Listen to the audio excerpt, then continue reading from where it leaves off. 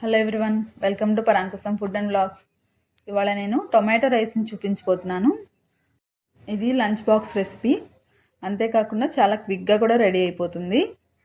Afternoon లంచ్కైనా, even కూరగాయలు ఏమీ లేకపోతే అప్పటికప్పుడు 15 మినిట్స్లో రెడీ చేసేసుకొని తినేసేయచ్చు. చాలా తక్కువ ఇంగ్రీడియంట్స్లో చేసేసుకోవచ్చు అండ్ అంతే టేస్టీగా ఉంటుంది. లేట్ చేయకుండా స్టార్ట్ చేసేద్దాం రండి. ముందుగా గిన్నె పెట్టుకొని ఆయిల్ వేసుకోవాలి. కొంచెం ఆయిల్, కొంచెం నెయ్యి వేసుకుంటే బాగుంటుంది.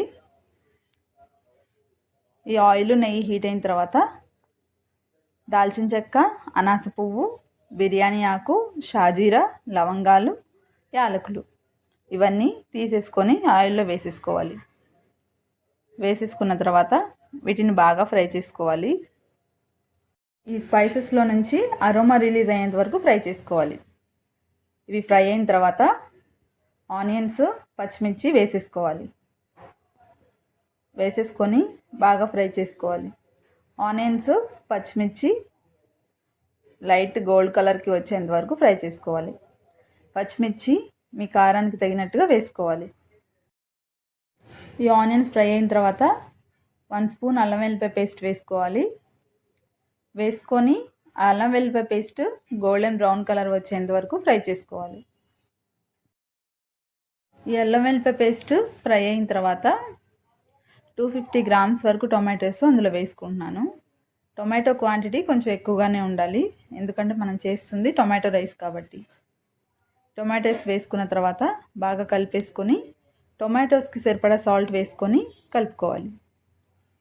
కలిపేసుకున్న తర్వాత మూత పెట్టేసి టొమాటోస్ సాఫ్ట్గా అయ్యేంత వరకు కుక్ చేసుకోవాలి.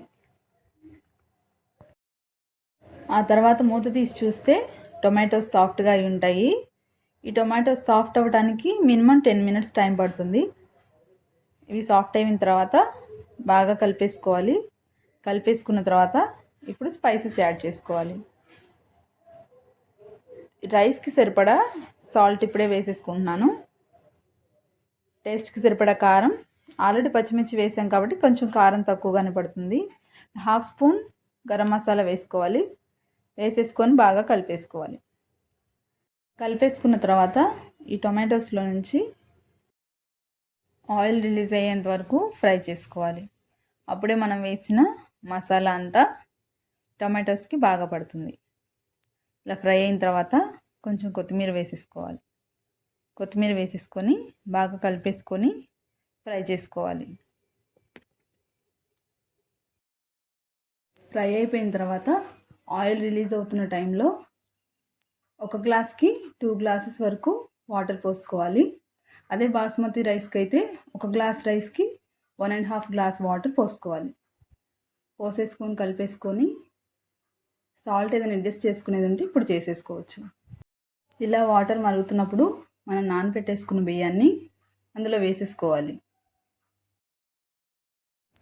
రైస్ వేసేసుకొని ఒకసారి కలిపేసుకున్న తర్వాత ఈ వాటర్ బాయిల్ అవుతున్న టైంలో మనం మూత పెట్టేసుకోవాలి. అసలు మరుగుతుంది చూసారా? రైస్ కుక్ అవ్వటం స్టార్ట్ అయిన తర్వాత మనం మూత పెట్టేసుకోవాలి.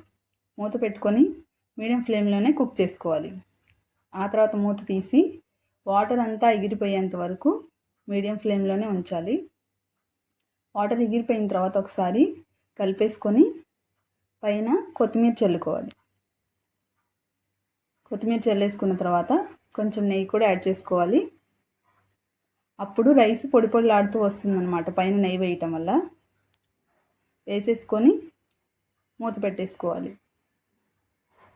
మూత పెట్టేసుకొని మీడియం టు సిమ్ ఫ్లేమ్లో ఒక 10 మినిట్స్ వరకు కుక్ చేసుకుంటే ఎంతో టేస్టీ అయిన టొమాటో రైస్ రెడీ అయిపోతుంది.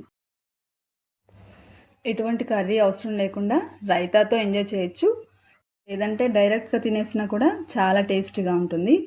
మార్నింగ్ మనం ప్రిపేర్ చేసినా కూడా ఆఫ్టర్నూన్ ఇలాగే పొడి పొడిలాడుతూ ఉంటుంది. తప్పకుండా ట్రై చేయండి.